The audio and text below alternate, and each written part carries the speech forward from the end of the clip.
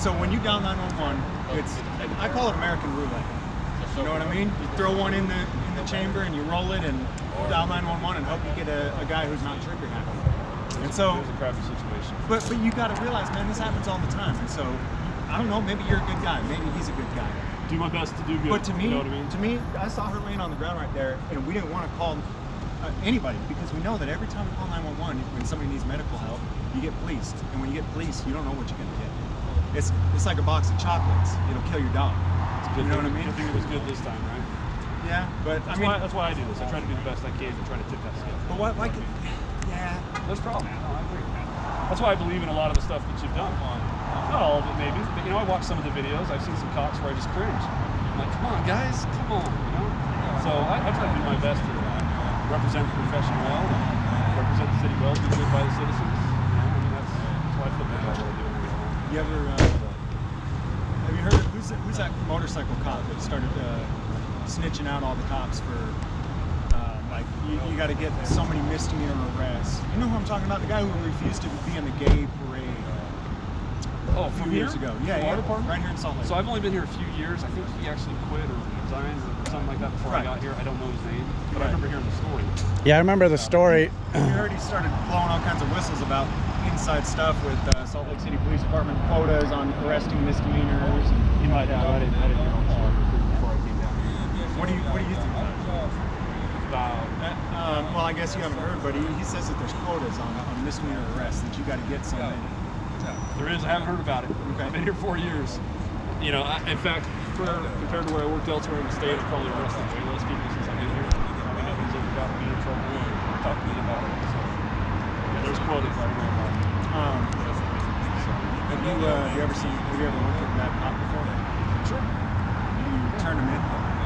Well, it wasn't like a turn-in thing. It was like he had a tendency to be an a-hole. That's what I mean. I don't think I've ever worked with anyone or known anybody personally that was corrupt or breaking the law. Okay. If they were, I absolutely would turn them. 100%. Absolutely. All that stuff is a bad thing for all of our professions. So there's one thing that pisses off probably more cops than anything, what you would probably say is the good cops, is people that make our profession like that. People that break the law, that get away with it, think they're better than other people that don't respect people's rights. Those are the cops that make it look bad for everybody else. So I can't stand that crap, and most good cops can't either. So, but I don't see. I would turn them in if I had one. I just never would. I really just don't see cops testifying against cops in court unless it ends up being a real extreme situation. I mean, even with Amber Geiger, there was no cops testifying. Yeah, I mean, they took her and another one in Dallas. Oh, was she the one that just got? She was, the one who was just convicted of murder. 10 years. 10 years, right? But she got treated different than everybody else. Anybody else who walks into somebody's house and murders them, they leave in cuffs, right? Like, she got treated differently. I didn't get a hug from my judge. And when people ended up there on the stand, there were no officers that could testify against her. And the recent one in Fort Worth, where the woman was shot through her window, that cop was free for 2 days. I understand there's a lot of. I think he just bonded out too. But you see how? I mean, it's just it is an overall inequality. We don't. Blue gets treated different. Should be treated the same. He's now in jail, right? If I saw the news. No, I think he bonded out. I thought I heard something about him bonding out. I'm sure the union usually the union bonds you out. Right? No matter what. I wouldn't think they should. I don't know if they did, but I mean, in that situation, I think he's on his own. Or should be. Are you part of the union? Yeah, we have a union here. Yeah. And you're part of it? Mainly for the attorney. Yeah, I do it so I have the attorney representation if I get issues or something like that. So I have to hire one or find one on my own. So that's the big sell for me is that I have one that I can just call. So you're not forced to be part of the union? It's a choice? Yeah, absolutely. Is there any guys that aren't? Or is it there's a lot of cops there. Yeah, I don't know the percentages, but I got a question for you. If I go to your old channel, can I find the new one? Yeah, you really just start a new one? Yeah, I really did start a new one. I got to 80K and then... You kept the old one though, right? Shut it down, it's gone. Well, it's there with 80K. I've worked hard for every subscriber I have. I just have a hard time seeing like, cut it off and start another one. I got a question for you. What do you do? What kind of business? So I started mine with the idea of kind of a family vlog type thing, but to give people a perspective of what I do off the job. There's plenty of stuff out there about what cops do on the job. but I wanted to give people a perspective because a lot of people see us as robots. Yeah, you know, so you're trying to humanize the badge. I've never like used that term, Yeah, but I just wanted to give people like, hey, you know what? I go to movies. This is what I do with my kids. Type thing. Answer questions people have, that type of stuff. I mean, power of video. You guys understand that, so figured we could do some good. I've got emails from people all over the world almost daily asking questions about stuff, opinions on things. I've talked some people out of suicide before, been able to just start a dialogue and have somebody to chat with. So it's been a cool thing. It's been positive. You know, as long as we can stay monetized. You know, it comes and goes. Especially, I don't know if you ever show a gun on your YouTube channel, it's gonna go. Well, I've been. You're so gonna be monetized. I've done like a tour of, you know, like just showing what all the stuff is, and I've showed the gun and stuff. And, Are you monetized? Yeah, it stayed monetized. Really? We went through the same thing everybody else did for that little dip, or what was it, Adpocalypse 2.0 or whatever, where everybody was demonetized. Even we were, you know, saying this content's not suitable for advertisers. And it was Do you have like, your kids in your videos too? Some of them, yeah. Because they went wild on that They stuff did, too. yeah, they did on the kids stuff for a while. So we went through a little dip, but it's back up on top. So you guys got your own channels too? Cameraman? Yeah. I got a question. You know, speaking English. I was just checking out the equipment, you know. No, I man. like camera equipment. Yeah, so. he's my cameraman. He knows speaking English. I found him over there. He was wanting some crack, and I was like, dude, if you want some crack, do some camera work for me. I'll give you some crack. So you're doing good work. So yeah. Anyway, I always planned on, if I ever saw you or ran into you somewhere just from watching your videos, I'd just come say what's up. You know, I know what you do, and there's usually a divide sometimes between what we do, but you know, more power to you. I think the videoing thing's awesome.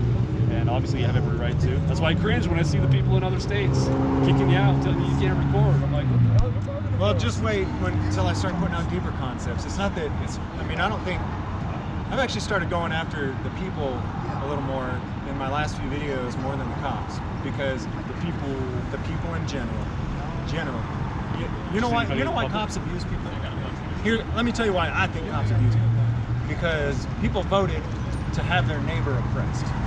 They said, you know what, I don't like that he does that. I'm gonna go make laws, or ask my legislator to make laws to control my neighbor.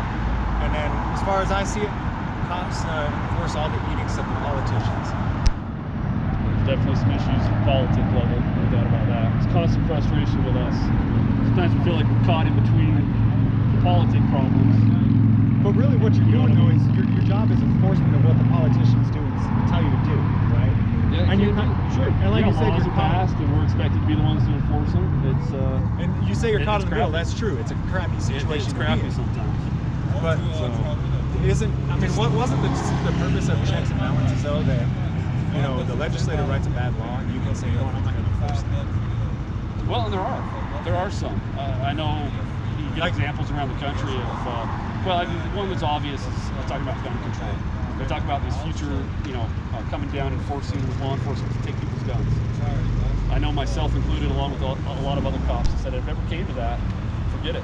Cops smoke. I won't enforce that. I will not infringe. But you say gun control. Is it? Do you have constitutional carry here in Utah? I don't carry anymore since I started cop watching. It's a reason. Open carry. I mean, do I need a license? Utah's actually really liberal.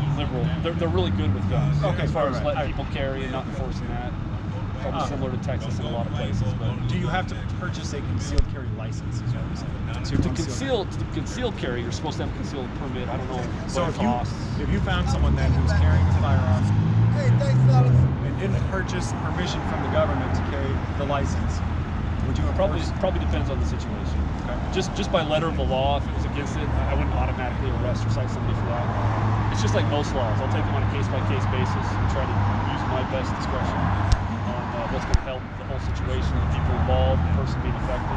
But I mean, there's same with that. So I wouldn't necessarily arrest somebody just because of that. I let it go out. Because cops say that they you know, gun confiscation is where they draw the line down there. Just one. A lot of, and that's what I hear a majority of. But I mean, do you believe that there are any constitutional gun laws? Are there any constitutional gun laws? Are there any gun laws that are constitutional? Oh, you mean laws regarding weapons that are still constitutional? Yeah. Like say we write a law that says you can't have a magazine over 15 rounds. Would you say that's unconstitutional? It's a good question. I haven't really thought about it. I'd have to give it some thought. Because, I mean, the way I see it, it shall not be infringed means that, I mean, to me, I think actually you can own anything. You can own tanks. You can own an F-16 if you can get a hold of one. If you Google the guy who the most well-armed man in America, all these weapons they say are illegal. There's just a huge tax stamp on them. They're not actually illegal. They just make them outside of people's financial reach. Nothing's illegal if you got enough money. Right. And so I guess the point is, shall not be infringed means that as far as I see, I don't think there should be any legislation that says you can't have any type of fire or weapon. Yeah, anything that infringes on the Constitution. That's why it's there, right? I mean, that's what this is our foundation. But I mean, it's easy to give me some things to think about. It's easy to say it, but I mean, because I heard there was a trial going on down at the courthouse today. Yeah. And somebody mentioned in our lineup today. They brought up you and said, hey, he might be in town. He might be down there. Just so you guys are aware. So I didn't hear anything go down with it. So you guys had a meeting? Well, we have a lineup meeting on every shift when we start, just talking about intel, stuff going on in the city. They brought up that courthouse thing, just to make us aware of it. Yeah. They said I might be there. You were mentioned. I don't know whether it's through social media or whatnot. They said James Freeman, who's been here before, may be down there. So don't mess up. Or tackle him, or did they shoot him? They didn't say. They're just making us aware. So it was in the back of my mind. So in any case, I probably better run, get to the next one, but. No, seriously, it's a pleasure. I plan on coming to talk to you if I'd met you, so I'll try to find the other channel. It's the same. It's the same. I can still name. find it. Yeah, it's the same name. Yeah. Okay. I just started over from 0 again. We're almost to 80 again, so I'm going to shut it down within probably a couple 80 subscribers. 80,000. So a couple of months, I'll shut it down again. I actually already started the new one again too, and that's at 3,000 subs. So silver play buttons coming. Don't want it. Don't want it. Just right before you get there, you cut it off. Yep. I'm not even kidding either. You'll see my first channel with no videos. It's down to like 79 or 76,000 now because I quit putting videos up, so people are unsubscribing now. So I'll get to 80 and tank it again. Right on. Start over. All right. Well, hey, stay safe. Yeah, man. Pleasure, guys. Have a good night. Have a good one. You live? You got some discounts. Yeah. I appreciate it, man.